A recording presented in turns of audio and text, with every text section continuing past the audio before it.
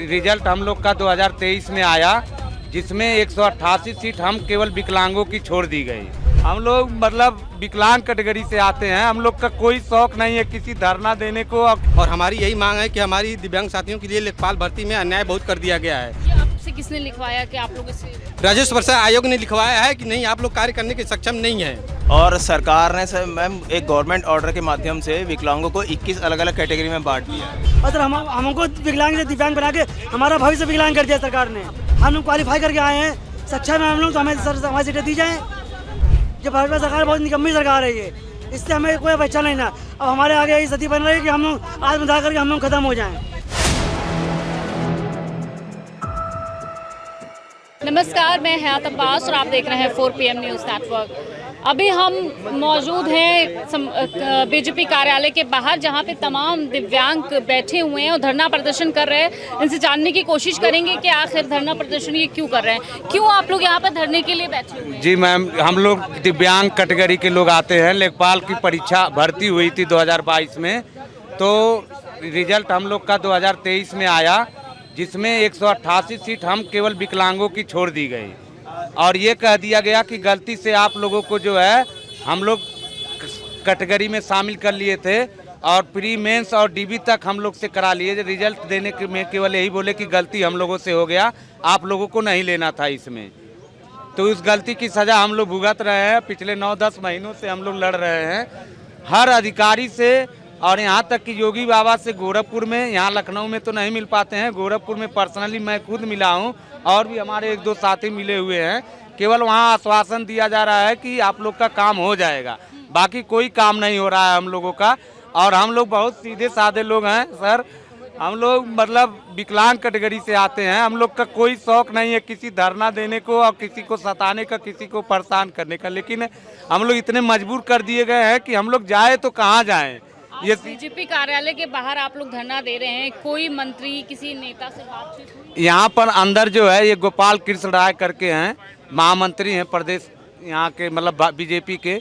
उन्होंने बोला है कि मतलब 1 हफ्ते बाद आप लोगों के लिए कुछ हम सकारात्मक कदम उठाएंगे। लेकिन आपके चैनल के माध्यम से मैम ये कह देना चाहते हैं, इस बीजेपी कार्यालय पे हम लोगों के लिए पहली बार नहीं है। हम लोग पिछले 7-8 महीनों से लगभग 5-6 बार आए हैं। लगभग कोई न कोई अंदर से नेता आता है और यही कहता है कि आपका कार्य कर दिया जाएगा, आगे कागज बढ़ा दिया जाएगा, लेकिन न कोई लिखित देता है और न कोई कुछ करता है। केवल आश्वासन देकर के हम लोग को वापस भेज दिया जाता है। क्या उम्मीद है आपको कि क्या आप लोगों को उम्मीद है कि ये सरकार सुनने वाली है?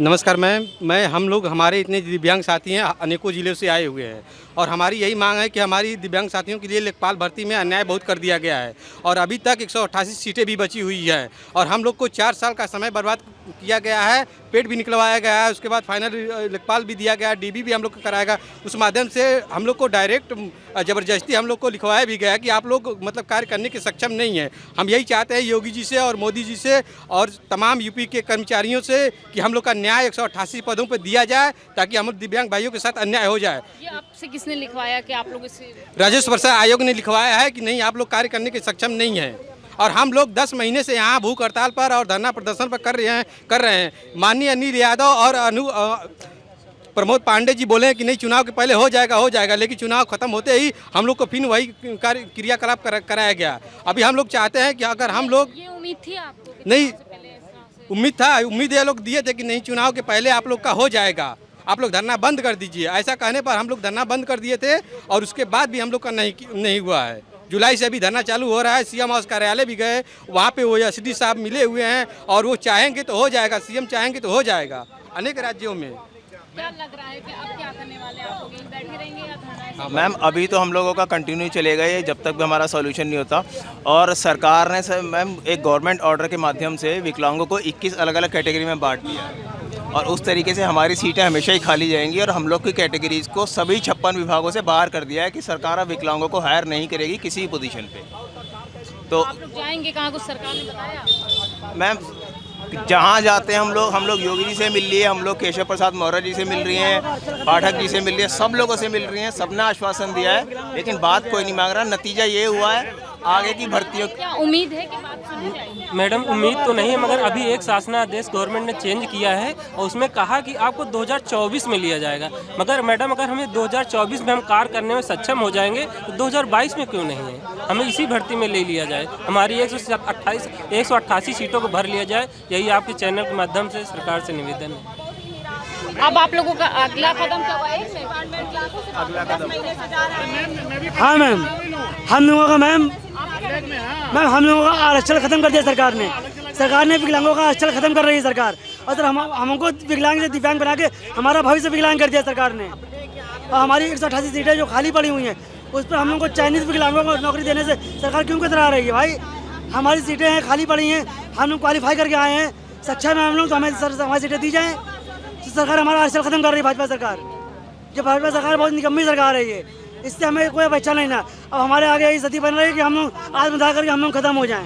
कब तक यहाँ पे बैठे रहेंगे? कब तक आप अपनी जीवन लीला समाप्त कर लेंगे हम लोग। अब अपनी जीवन लीला समाप्त करने का रास्ता कोई बचा नहीं हमारे सिवा। अब हम लोग अपनी जीवन लीला समाप्त कर लेंगे मैम। यहाँ पे कुछ महिलाएं से बात कर लेंगे। कहाँ से आई हैं आप? फतेहपुर डिस्ट्रिक्ट। आप लोग धरना दे रही हैं, कोई आश्वासन सर? मैम सरकार की तरफ से आश्वासन मिल रहा है, अधिकारियों की तरफ से आश्वासन मिल रहा है, लेकिन हो कुछ नहीं रहा है, परिणाम कुछ नहीं मिल रहा मैम। 10 महीने हो गए, आश्वासन ही मिल रहा है, बस कुछ काम नहीं हो रहा मैम। हम लोगों का कोई परिणाम नहीं आ रहा है, आश्वासन ही मिल रहा है बस। क्या उम्मीद है और आप लोग क्या करेंगे अगला कदम क्या होगा? मैम उम्मीद से ही कर रहे हैं, लेकिन जितना उम्मीद किए हैं उतना कुछ हो नहीं रहा है मैम। ये तो कभी नहीं सोचा था कि इतना अपने हक के लिए इतना लड़ना पड़ेगा और इस तरीके दर दर भटकना पड़ेगा, हर ऑफिस के चक्कर लगाने पड़ेंगे, हर बीजेपी कार्यालय में इस तरीके से बैठना पड़ेगा, यहाँ रोड पे। मैम मेरा नाम तेज बहादुर प्रसाद है, मैं देवरिया डिस्ट्रिक्ट से आया हूँ। मैम हम लोग जनवरी 2024 से ये धरना कर रहे हैं। सरकार ने सारे प्रोसेस हमसे करवाया एक एग्ज़ाम का, मगर रिजल्ट हमारा रोका गया है सर। जब हमारा रिजल्ट रोका गया तो राजस्व परिषद और ये वाला यूपी त्रिपल आयोग ने हमको हवाला दिया कि आप कार्य करने के सक्षम नहीं है। मैम जब हम डीवी कराने के सक्षम थे, प्री मेंस डीवी कराने के सक्षम थे, तो हम कार्य करने के सक्षम कैसे नहीं हो सकते हैं? जब ये ऑफिस में बैठ करके जितने भी अधिकारी हैं उन लोगों ने ऑफिस में बैठ करके तय कर दे रहे हैं कि आप BL हैं, OL हैं, OA हैं, आप काम नहीं कर सकते हैं। सर उनको अगर तय करना है तो हमारे सामने हमको सामने बैठाए ना, उनकी जो मानक है कि हम कौन सा कार्य कर सकते हैं, कौन सा कार्य नहीं कर सकते हैं। मैम ये सरकार हर दिव्यांगों को 1000 रुपया पेंशन देती है। पेंशन के रूप में इन लोगों ने 1000 पेंशन के तौर पर इन लोगों ने हमको, हर अधिकारी ने कहा कि न्यायपालिका चले जाओ, न्यायपालिका जाओ, तुम्हारा कुछ नहीं हो सकता है। मैम हम न्यायपालिका का खर्च कैसे उठा पाएंगे? हम लोग दिव्यांग हैं, 1000 पेंशन मिल रहा है, 1200-1300 का एक सिलेंडर मिल रहा है महीने पर, हम लोग कैसे खर्च उठाएं न्यायपालिका का? बीजेपी सरकार जब से आई हुई है, रोड पे नौजवान है, युवा बेरोजगार, आज विकलांग भी रोड पर हैं, कैसे देखते हैं? जी बीजेपी सरकार के समय पे आमजन लोगों की सुनवाई का असर काफ़ी धीमा सा हो गया है। अगर रही बात दिव्यांगों की, तो दिव्यांगों के साथ जो हाल हो रहा है वो आप देख ही रहे हैं। रही बात लेखपाल भर्ती प्रक्रिया की, तो लेखपाल भर्ती प्रक्रिया में केवल मेरे 3 बिंदु के प्रश्न हैं सरकार से कि UPSSC ने जब लेखपाल परीक्षा अभ्यर्थियों में आपने जब डॉक्यूमेंट वेरिफिकेशन के लिए आप बुलाते हो तो आपको डॉक्यूमेंट का वेरिफिकेशन करना चाहिए था।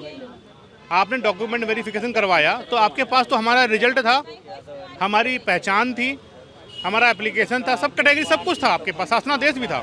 लेकिन डीवी में बुलाने के बाद आप हमें कहते हो कि शासनादेश ऐसा है या वैसा है, तो ये जिम्मेदारी, गैर जिम्मेदारी UPSSC आयोग की तरफ से है। अगर आप किसी को बुलाते हो डीवी में तो उनका आपको केवल डॉक्यूमेंट वेरिफिकेशन चेक करना होता है, शासनादेश का हवाला आपको पहले लेना होता है, बुलाने से पहले। तो ये UPSSC आयोग की गलती है और राजस्व परिषद केवल मौन बन के बैठा हुआ है, क्योंकि भर्ती राजस्व परिषद को ही लेनी है और वो मौन बैठा हुआ है। अब क्या उम्मीद है? अब आप लोग यहाँ पे धरना प्रदर्शन दे रहे हैं, पीछे भारतीय जनता पार्टी का कार्यालय है, कोई आश्वासन मिला, कोई ऐसी उम्मीद? हम लोगों ने बीते 9 महीनों में बीजेपी पार्टी के कोई भी नेता या कोई भी पार्षद या सभासद ऐसा कोई नहीं रहा जहाँ हम लोग गए ना हों। हम लोग पक्ष विपक्ष हर जगह जाके अपनी बात रख चुके हैं, धरना दे चुके हैं। 10 महीने से पहले CM दरबार में भी यकीन मानिए 25 से 26 बार उपस्थिति हो चुकी है।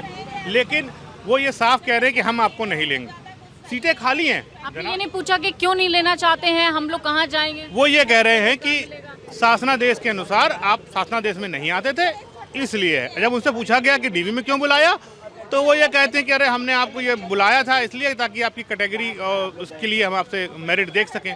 तो ये लापरवाही मुख्य तौर पे यूपीएससी की है, जिस वजह से ये आम विकलांगजन सब परेशान होकर घूम रहे हैं। देखिए, बीजेपी सरकार में चाहे वो नौजवान हो, चाहे वो युवा हो, शिक्षार्थी हो, अभ्यर्थी हो, सबको अपने हक और हुकूक के लिए सड़क पे उतरना पड़ता है। और आज वही स्थिति इन दिव्यांगों के सामने भी आ गई है। अपने हक के लिए यहाँ पर अपने हक के लिए खड़े हुए हैं और सरकार से अपने हक की भीख मांग रहे हैं। फिलहाल कोई सुनने वाला नहीं है। भारतीय जनता पार्टी के कार्यालय के बाहर हैं, लेकिन इनकी कोई सुनवाई नहीं हो रही है।